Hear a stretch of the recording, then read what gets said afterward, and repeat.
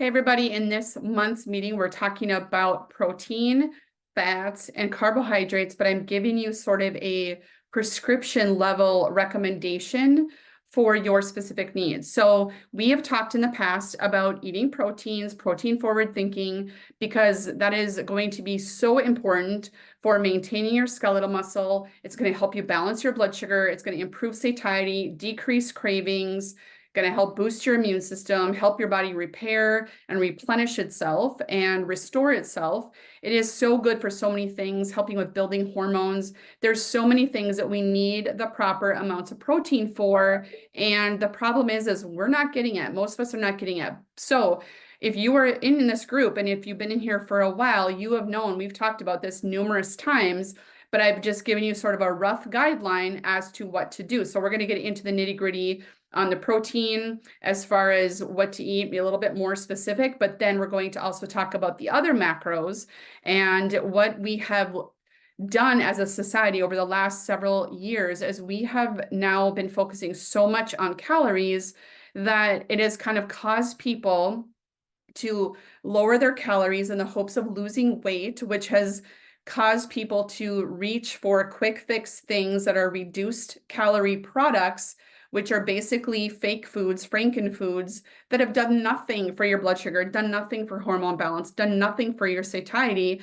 And our whole society is sicker now today because of that type of nutritional guidance from the powers that be and the people that make these food products. So if you're looking at 100-calorie packs and you think you're doing yourself such a favor by keeping your calories low and eating this, fake snack or whatever that's completely just made up of different products, that's not 1 ounce of not a trace of an identifiable food source, you are doing yourself a disservice. So do we need to sometimes rely on those types of things? Are there better ones than others? Absolutely. But for the most part, you should be focusing on whole foods most of the time. That is in earlier modules. So make sure you go back and take a look at those, review those, use the 7-day meal plan, use the other meal plans to help you sort of determine how to do that. And just to give you some ideas on what to do. So I have some notes here on helping you determine your specific needs for calories and then proteins, fats, and carbohydrates. So we're going to do some metabolic math here.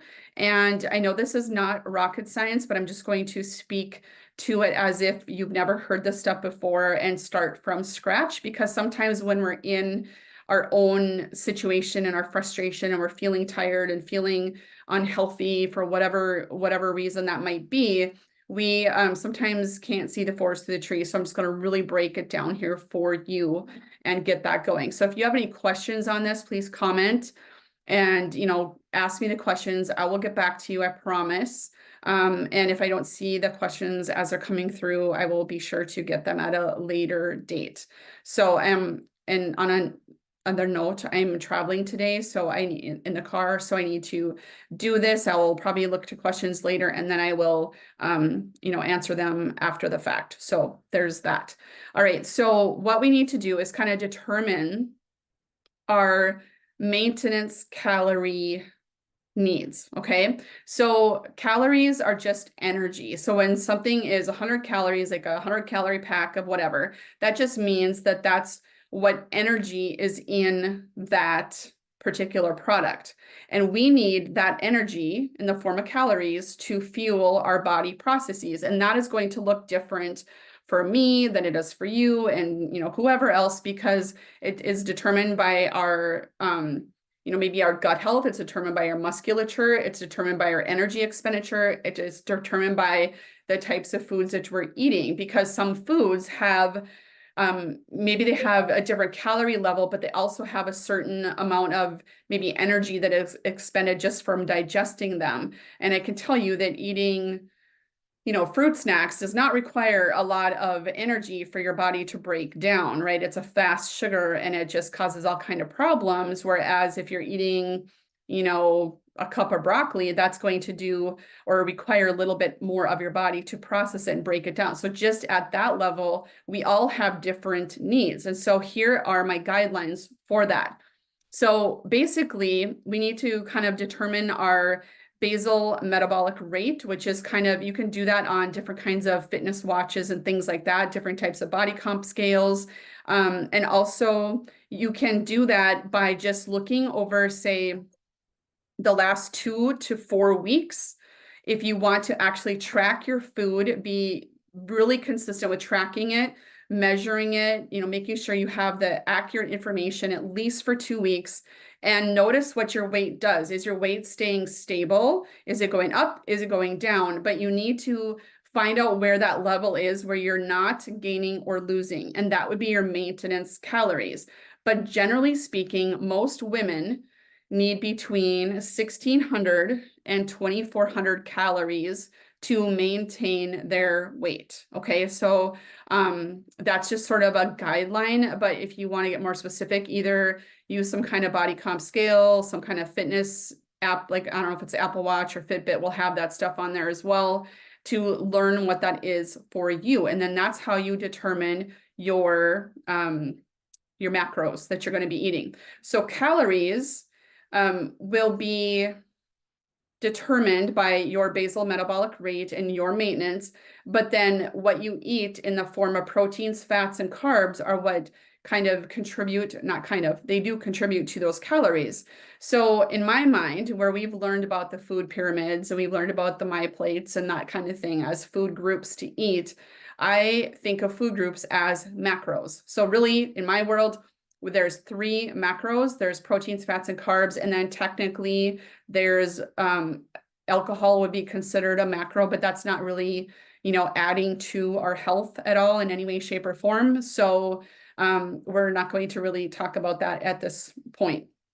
All right, so the guideline is if we take our basal metabolic rate and let's say you've determined that on average, you are eating 2,100 calories per day and you are not gaining and you are not losing. Okay, let's just say that is your average calorie intake, and that is your baseline that you're going to be working off of. Now, let's say you weigh 140 pounds, but you would like to weigh 125 pounds. That you have a goal of losing 15 pounds and that 125 is your ideal lean body weight. And what I would say to that is kind of determine that based on where you've been in the past, where you felt good, where you don't have to starve yourself to be there, where you don't have to work out at the gym like a crazy person to stay there. That is going to be your ideal lean body weight. Okay, so this person now is eating 2,100 calories and maintaining 140-pound weight, but they want to be 125 pounds. But so something's got to change. Okay, so to determine fat loss, because when we're talking about weight loss, we are talking about losing fat, right? We don't want to lose muscle and all that kind of thing. So we need to determine our fat loss, and we can do that just with simple math. And we're going to take our lean body weight. So in this case, I'm going to say it was 125 pounds, and we're going to multiply it by 12 or 13, 12 to 13 to determine the calories needed to get to that spot. So I'm just going to take out my calculator here quick. And so 125 pounds times 12 is 1,500 calories. And then 125 times 13, should be able to do that, is 1,625. So in order for this person to lose that 15 pounds, they would need to consume about 1,500 to 1,625 calories. So at the high end, that is a difference of, say, 475 calories per day less than what she was currently eating to maintain that 140 pounds. All right, so does that make sense?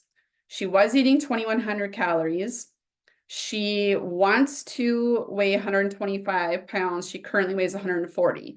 So to determine calories for fat loss, multiply what she was doing, her lean body weight, 125, times 12 to 13. Okay, so that's her calorie range that she should be in to start losing that fat. Okay, so then what we need to do is take out your little notepad and put yourself at let's just use 1,500 calories as her calories for getting to this weight loss, this fat loss. And then we're going to determine how much of the macros that we need to do for that 1,500 calories. So each macro has a certain number of calories per gram, and that's what we're going to determine. So off the top, protein has 4 calories per gram.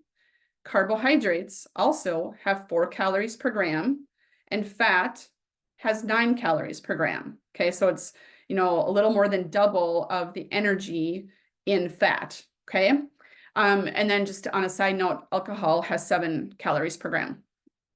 Okay, so if we are going to use the recommendation that I've told you before, that we should strive to get 1 gram of protein per ideal lean body weight, that leaves this person at 125 grams per day of protein. All right, so to determine that many calories, you just do 125 grams times 4, which would be 500 calories. Okay, with this person being about 15 pounds over her ideal lean body weight, we could say she's, mostly metabolically stable. And we could say that a good recommendation for her is to have a 1-to-1 ratio of protein to carbohydrates. So that would mean that she would consume carbohydrates at 125 grams per day as well, which would equal another 500 calories. Okay, so that's in total 1,000 calories. She's got 500 more to consume with fat.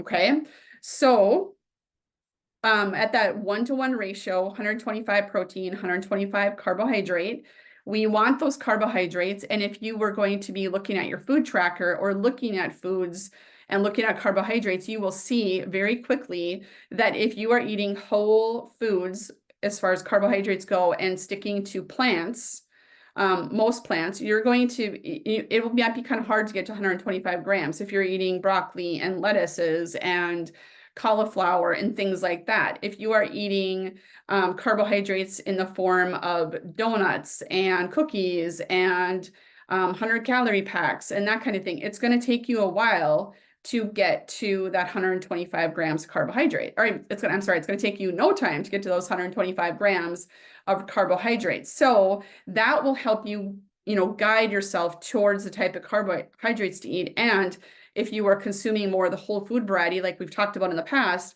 you're going to feel more satisfied. You're going to have better blood sugar. You're going to be able to lose weight and lose the fat a lot easier. Okay. But we're not going to get into all the minutia of that. It's just hard for me not to say things about that.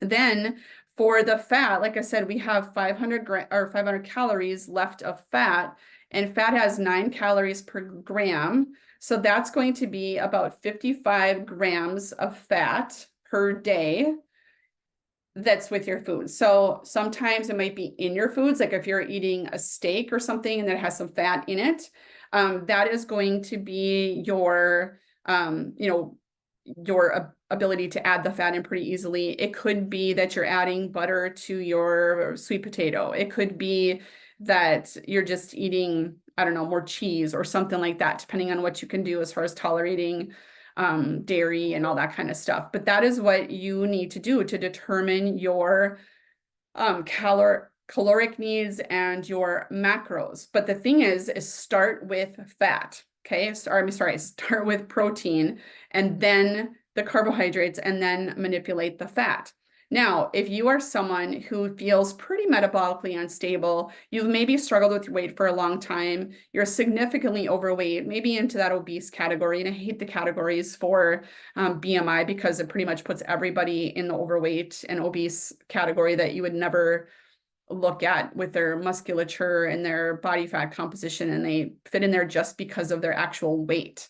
It's not really telling us a lot. So we want to make sure that if you are a person who's maybe struggling to lose 50 pounds or more, they're probably not super metabolically healthy, and they may need to manipulate their carbohydrate levels a bit and maybe push that down a little bit more rather than the 1-to-1 ratio. Maybe you're at like a 1 to 1 gram of protein to maybe 0.7 grams of carbohydrates, something like that. The other thing that I would do as a recommendation is if you're eating 3 meals a day, then those 3 meals, just kind of make it a rule of thumb that maybe 30 grams of carbohydrates per meal is where you're capping out. So you're at a whole 90 grams per day. And then in contrast, if you are an athlete and you're doing all kinds of activity throughout the day, some people, I don't know, maybe anybody in this group might not be at this level at this point, not that you couldn't be, but if you're working out 2 to 3, 4 hours a day, you're going to have more carbohydrate needs to fuel your body. So if that's you, then, we could talk about that and adjust that accordingly. But I would say if you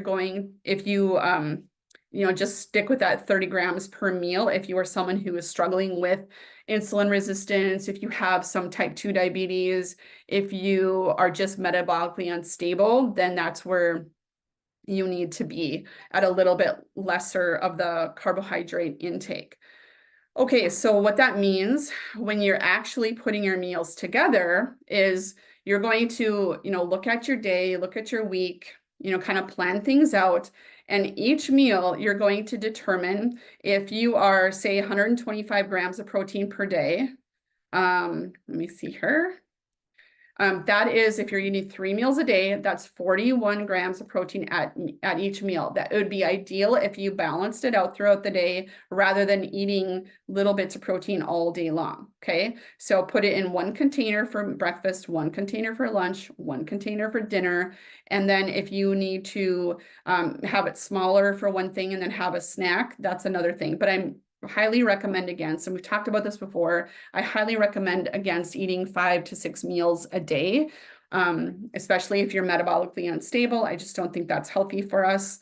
And then it allows for us to be kind of snacking out of control or eating. I don't know, it just kind of fuels the whole emotional eating factor. And I would like you to get away from that. So put those in those containers of 3 meals, maybe a snack per day, and divide that protein out evenly as you can.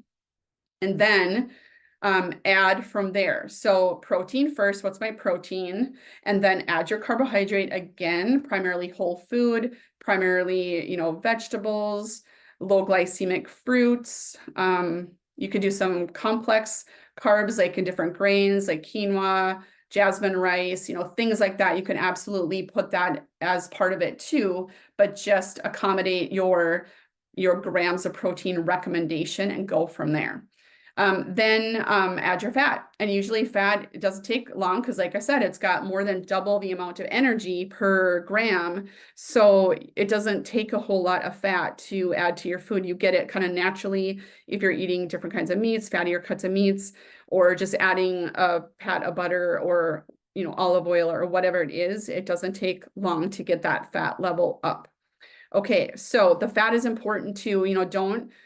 Don't think, oh, I'll just save calories and eat more carbohydrates by reducing your fat, because the fat helps you to absorb nutrients better. It helps for hormone production. It helps for healthy cholesterol production. It is really important for your brain health. I mean, it is important, but you just have to have the right kinds of fat and not too much, not too little. So it's kind of that whole Goldilocks effect with that. So, let's just kind of recap, and then I want to give you guidelines for maintaining weight loss and figure out all your calories and then your macros from that. And then I want you to give you for weight gain. There might be some people in your life, you might be at that point where you maybe need to gain weight. It usually happens, what I normally see where people actually need to gain weight is if they're sick, someone's really sick, elderly, or I see it a lot in teenage boys where they cannot gain weight for the life of them. It usually, catches up with them down the road, but I know sometimes it's really a struggle. So I'll give you some guidelines on that. So to recap, to determine your caloric needs, you can track for 2 to 4 weeks and see where you're at. If you're tracking, weighing, and measuring everything and being accurate as possible for 2 to 4 weeks, where you're maintaining your weight, nothing has changed, no ups, no downs. You're basically the same. You're averaging out the same each day. that would be your maintenance calories. So that would be in real time. You can do it that way. If you want to determine it just from doing some math, you would use what is your lean body mass? What do you want it to be? So the example I gave was a 140-pound person wants to weigh 125 pounds. So they using that 125 as their guideline.